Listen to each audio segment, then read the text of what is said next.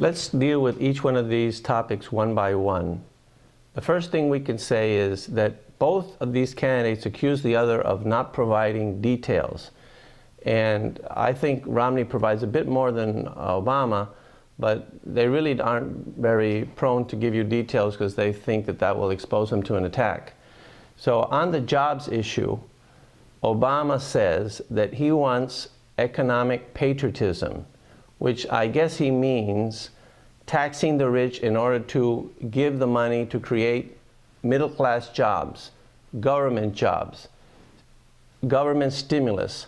Now, he tried a very big stimulus in the first year of his term, and it absolutely didn't work. It didn't work because Keynesian economics is not true, because government spending does not create wealth, because every dollar that is spent by the government has to be taxed, taken from somebody who produced it at whatever level, low, middle, or upper class, and given to the government. And that's $1 less that the person who produced the money has to spend and invest. And therefore, it never can produce economic prosperity. It's just bad economics. But he believes this.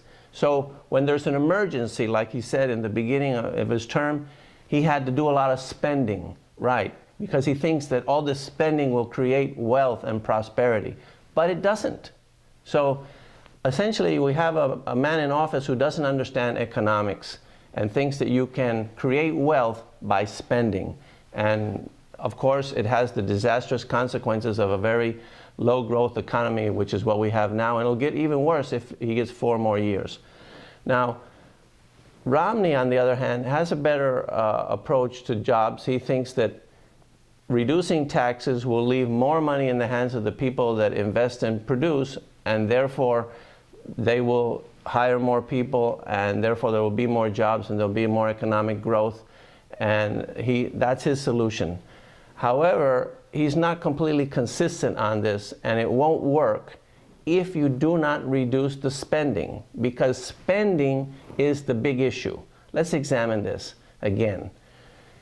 Every dollar that the government spends is $1 less that the American people have to spend and decide how to spend. And who spends the money better, more intelligently, wiser? The person who produced it or the government? The person who produced it always, in principle, will spend and invest that money better because they have something at stake, so they care more about how the money is spent, and they know more about what their customers want and need and are willing to pay for.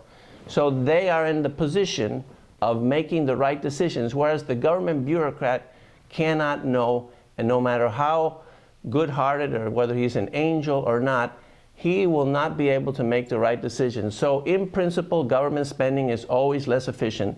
And that is a fundamental difference between the two candidates.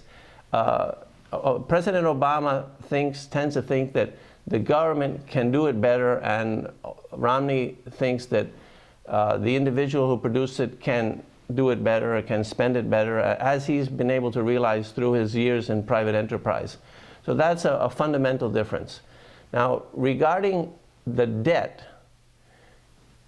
both of them are, like I said before, will increase the debt, but not as much. Romney says that he will reduce debt more than Obama, but both of their policies will increase the debt, and that's the problem. The problem is that there's just a marginal difference between them. And as I said before, since spending is the major problem, and since they're both in favor of increasing spending every year, neither of them want to actually reduce spending from year to year. The government continues to take more and more money from the people and allocate it inefficiently, and that's why we have slow growth. So on taxes, Romney would reduce taxes. Obama says he will not reduce taxes, he's going to increase them.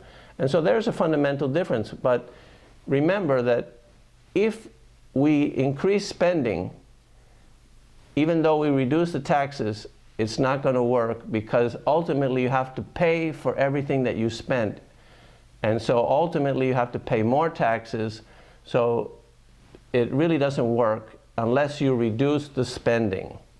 That's an important point that I don't think was clear in the debate, and it's not clear because the moderator didn't ask any questions about spending. Now, the other important question that was not directly addressed was redistribution of wealth. That's an important difference between the philosophies, and it seems that Romney is in favor of less redistribution of wealth, more personal responsibility than Obama, but it wasn't really clear.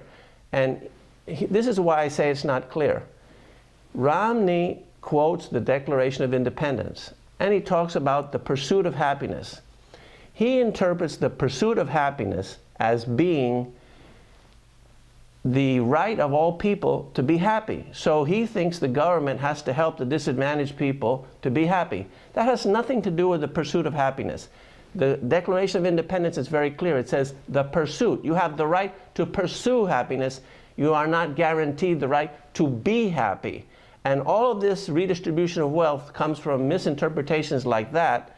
And so that's why I say Romney isn't clear on this principle and inconsistent, and it really won't work like it should, like it did originally with our founding fathers, where we had a limited government, where there wasn't any redistribution of wealth to speak of, and our country was able to grow from absolute poverty to a national economic power.